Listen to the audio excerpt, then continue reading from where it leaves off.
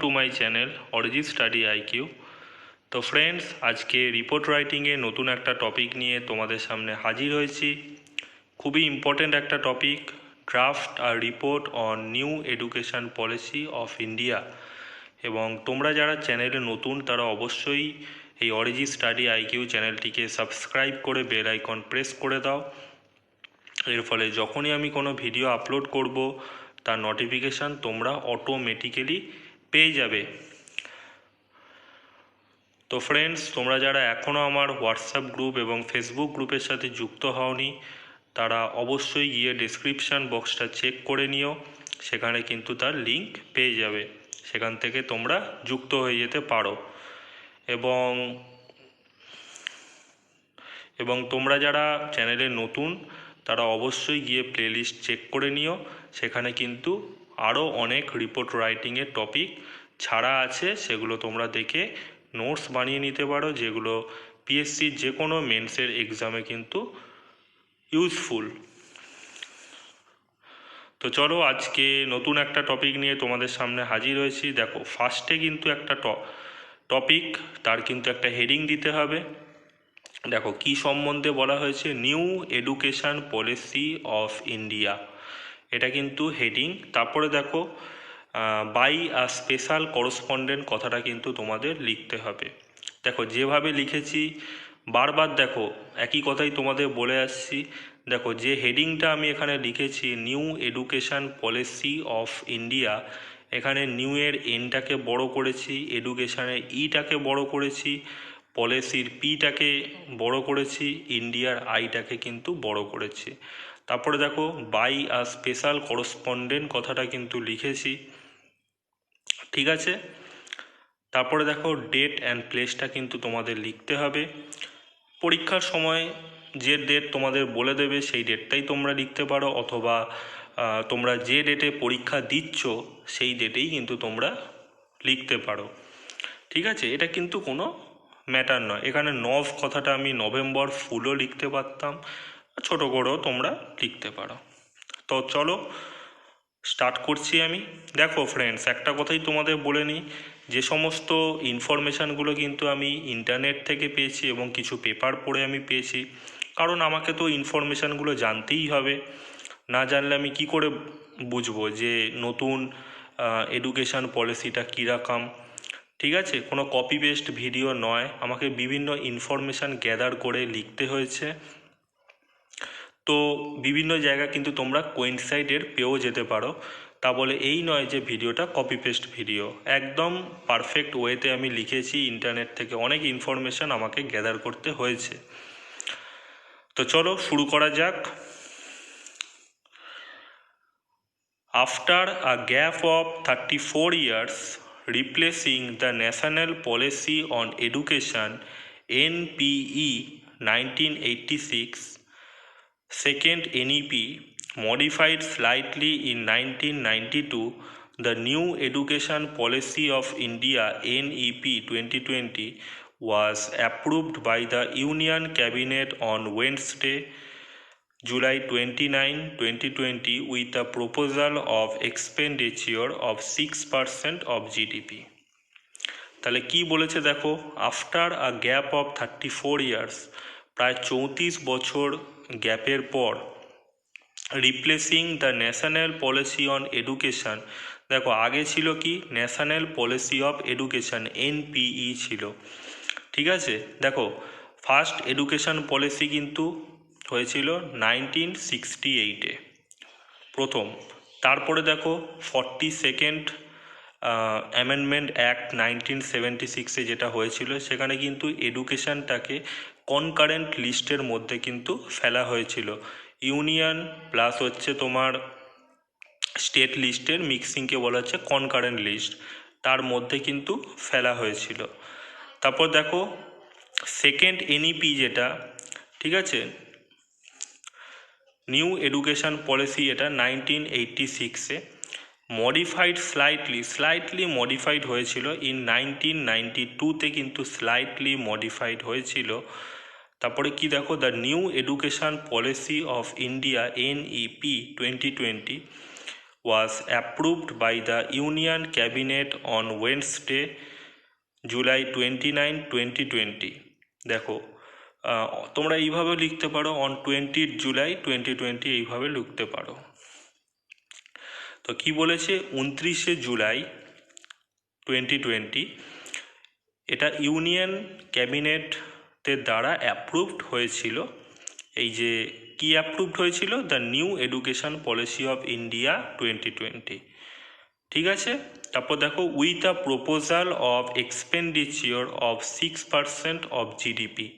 তার মানে দেখো যে টোটাল যে জিডিপি আছে তার 6% কিন্তু শিক্ষা খাতে খরচা হবে। আগে কিন্তু হতো 3%, এখন কিন্তু সেটা হবে 6%। তো বুঝতেই পেরেছো অনেকটা কিন্তু বৃদ্ধি পেয়েছে। তারপর দেখো the NEP 2020 aims at making India a global knowledge superpower. তার মানে দেখো NEP the new education policy 2020-র যে লক্ষ্য সেটা কি, অ্যাট মেকিং, দেখো ইন্ডিয়াকে কি করে তৈরি করবে, the India a global knowledge superpower. Okay, ইন্ডিয়াকে একটা গ্লোবাল নলেজ সুপার পাওয়ার হিসাবে কিন্তু তৈরি করতে চায় এই এনইপি, এটাই কিন্তু তাদের লক্ষ্য। ওকে ফ্রেন্ডস, নেক্সট প্যারাতে চলো।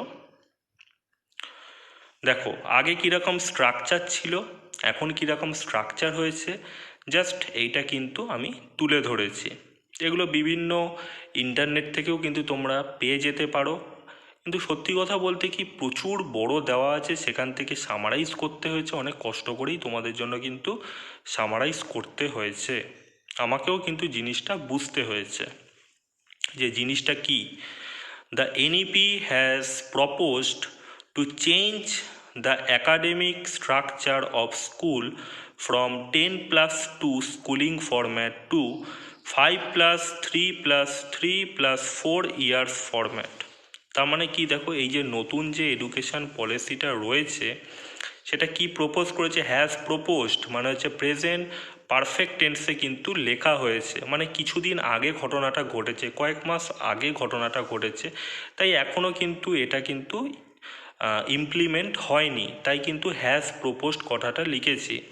Two change the academic structure of school from 10+2 schooling format. দেখো আগে কি গভর্নমেন্ট স্কুলে স্কুলিং ফরম্যাটটা হতো, তো ডিরেক্ট ওরা ক্লাস 1-এই ভর্তি হতো, 4 বছর 5 বছর বয়সে কিন্তু তারা ডিরেক্ট কিন্তু ক্লাস 1-এই ভর্তি হতো।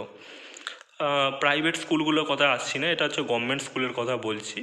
আগে এরকম হতো, মানে ক্লাস 1 2 3 4 5 6 7 8 9 10 করে 10-এ গিয়ে তারা মাধ্যমিক দিত। হ্যাঁ, তারপরে কিন্তু 2 বছর এইচএস হতো, এইটা কিন্তু আগে ফরম্যাট ছিল। এখন কি ফরম্যাট হয়েছে, 5+3+3+4 ইয়ার্স ফরম্যাট। এটা কিন্তু আমি বিশ্লেষণ করেছি। তারপরে দেখো দ্য 5+3+3+4 স্ট্রাকচার মিনস, প্রথমে দেখো 5 ইয়ার্স যেটা আছে সেটা কিন্তু কি বলেছে, means foundation stage of 5 years, মানে 5 বছরের যে স্টেজটা সেটা হচ্ছে ফাউন্ডেশন স্টেজ। দেখো উইথিন ব্র্যাকেটের মধ্যে কি লিখেছি, 3 years pre primary school beginning at the age of 3 years and 2 years of class 1 and 2। মানে দেখো 3 ইয়ার্সটা কি না, এই যে 5 বছরের মধ্যে 3 বছর হবে প্রি প্রাইমারি স্কুল, মানে প্রাইমারি স্কুলের আগে 3 বছর কিন্তু একটা প্রি প্রাইমারি স্কুল হবে, যেটা কি beginning at the age of 3 years, মানে 3 বছর বয়সে কিন্তু সেটা শুরু হবে। বাকি যে 2 বছর পড়ে রয়েছে দেখো, and 2 years of class 1 and 2, তার টোটাল 5 বছর হয়ে যাচ্ছে, বুঝতেই পেরেছো। এরপরে দেখো next preparatory stage of 3 years, মানে পরের যে স্টেজটা, এই যে 5+3, এই যে 3 প্রথম যে 3টা সেটা কিন্তু preparatory stage of 3 years, class 3 থেকে ক্লাস 5 অবধি। ঠিক আছে, মানে ক্লাস 3 4 5 এই 3 বছর হয়ে যাচ্ছে। তারপরে দেখো মিডিল স্টেজ অফ 3 ইয়ার্স, তারপরের 3টা দেখো 5+3+3, এই 3টা বলছি। যা মিডিল স্টেজ অফ 3 ইয়ার্স সেটা কি না ক্লাস 6 থেকে ক্লাস 8 অবধি, মানে ক্লাস 6 হবে, 7 হবে, 8 হবে। ওকে, নেক্সট দেখো সেকেন্ডারি স্টেজ, সেটা কি ক্লাস 9 থেকে ক্লাস 12। ওকে ফ্রেন্ডস, মানে ক্লাস 9 থেকে ক্লাস 12, 9, 10, 11, 12, লাস্টে যে 4 আছে 4 বছর এখানে কিন্তু কেটেই যাচ্ছে। বুঝতে পারছো আশা করি। Next,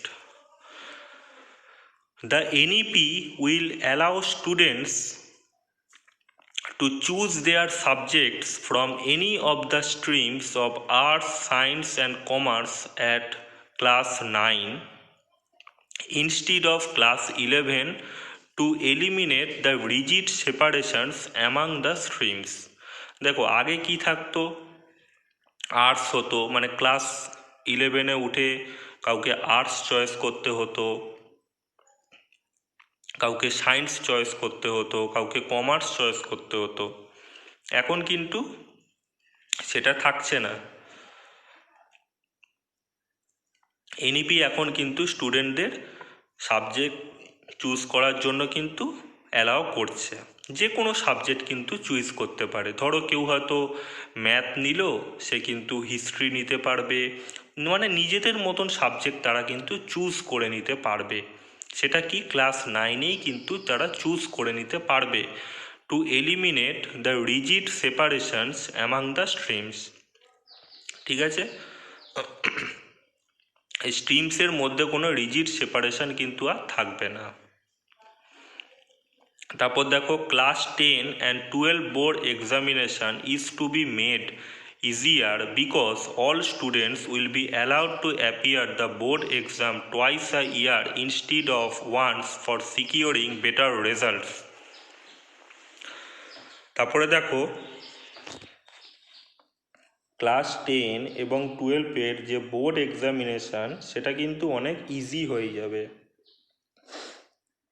because all students will be allowed to appear the board exam twice a year, মানে বছরে কিন্তু দুবার বোর্ড এক্সাম দিতে পারবে। আগে আমাদের সময় কি হতো, ক্লাস 10-এ একবার এক্সাম হতো বা ক্লাস 12-এ এক্সাম হতো, কিন্তু এখন কিন্তু দুবার এক্সাম হবে। ওকে, ফর সিকিউরিং বেটার রেজাল্ট, মানে যেটা হতো রেজাল্ট ভালো করবে সেটাকেই স্টুডেন্টরা অ্যাকসেপ্ট করে নেবে। তারপর দেখো the mother language will be the medium of instruction till class 5। Mother language কিন্তু মিডিয়াম অফ ইনস্ট্রাকশন হবে টিল ক্লাস 5 অবধি, কিন্তু মাদার ল্যাঙ্গুয়েজ হচ্ছে মিডিয়াম হবে। যে বাংলায় পড়ছে সে বাংলা ভাষা চুজ করবে, যে হিন্দিতে পড়ছে সে হিন্দি চুজ করবে, মানে যে যার মাতৃভাষা কিন্তু 21টা না 22টা যে ভাষা আছে মাদার টাং রয়েছে, যে মানে স্বীকৃত ভাষা রয়েছে, সেটা কিন্তু তারা চুজ করতে পারবে। তারপর দেখো according to NEP 2020 the vocational training is going to start from class 6 with internships। দেখো NEP 2020 অনুযায়ী vocational training is going to start from class 6 with ইন্টার্নশিপস, মানে ক্লাস 6 থেকেই কিন্তু ইন্টার্নশিপসের সাথেই কিন্তু ভোকেশনাল ট্রেনিং স্টার্ট হয়ে যাচ্ছে। তারপর দেখো MPhil courses will be discontinued and multidisciplinary education and research universities are to be set up as models of best multidisciplinary education of global standards in the country। তারপরে কি বলেছে দেখো MPhil কোর্সটা কিন্তু উঠে যাচ্ছে, দেখো উইল বি ডিসকন্টিনিউড হচ্ছে, and multidisciplinary education and research universities কিন্তু স্থাপন করা হচ্ছে কী হিসাবে, as models of best multidisciplinary education of global standards in the কান্ট্রিতে গ্লোবাল স্ট্যান্ডার্ড মানে হচ্ছে বিশ্বের স্ট্যান্ডার্ডের মতন কিন্তু মাল্টিডিসিপ্লিনারি এডুকেশন হবে, বহুমুখী শিক্ষা হবে, ঠিক আছে। সেই মডেলটাই কিন্তু স্থাপন করা হচ্ছে, তার জন্যই কিন্তু multidisciplinary education and research university set up করা হবে। অনেকগুলো আছে তাই ইউনিভার্সিটিস বলেছে, আর বলেছে অনেকগুলো ইউনিভার্সিটি সেট আপ করা হবে, ঠিক আছে। তারপরে দেখো the national research foundation will be created as an apex body for fostering a strong research culture and building research capacity across higher education. কি বলেছে, the national research foundation create করা হবে অ্যাজ অ্যান অ্যাপেক্স বডি হিসাবে for fostering strong research culture and building research capacity across হচ্ছে higher education. মানে strong research সেন্টারের culture হিসাবে, হ্যাঁ, অ্যান্ড বিল্ডিং রিসার্চ মানে এখানে কিন্তু রিসার্চ হবে, হ্যাঁ, স্ট্রং রিসার্চ কালচার এই সমস্ত ন্যাশনাল রিসার্চ ফাউন্ডেশনে কিন্তু হবে, ঠিক আছে। দেখো এইগুলো কিন্তু তোমরা পারলে নাও লিখতে পারো, ঠিক আছে। পরীক্ষায় কিন্তু কিছু পয়েন্টস দিয়ে দেবে, সেখানে কিন্তু তোমরা এগুলো এলিমিনেট করতে পারো, যদি তোমাদের কষ্ট হয় তো এগুলো এলিমিনেট করতে পারো। কি বলেছিলাম, the national research foundation will be created as an apex body হিসাবে for fostering a strong research culture and building research capacity across higher education. এই হায়ার এডুকেশনের সাথে সাথে কিন্তু এই ধরনের কিন্তু রিসার্চ সেন্টারগুলো কিন্তু খোলা হবে, স্ট্রং রিসার্চের জন্য কিন্তু, গবেষণার জন্য কিন্তু খোলা হবে বা ক্রিয়েট করা হবে। তারপর দেখো NEP ensures that all students at all levels of school education are taught by passionate, motivated, highly qualified, professionally trained and well equipped teachers. মানে এনইপি এটাই এনশিওর করছে যে যে সমস্ত এডুকেশনগুলো হচ্ছে, দেখো স্কুল মানে শুধু স্কুল নয়, ঠিক আছে, যেমন বিজনেস স্কুলও হয়, এমবিএ যখন পড়ে তখন বিজনেস স্কুল হয়, মানে যে সমস্ত এডুকেশানগুলো কোনো ইনস্টিটিউশন দেয় সেখানে কিন্তু এই প্যাশানেট, ঠিক আছে, motivated, highly qualified, professionally trained এবং ওয়েল ইকুইপড টিচারদের দ্বারাই কিন্তু পড়ানো হবে, ঠিক আছে। Now it's time to see when the aim at making India a global knowledge superpower will come true.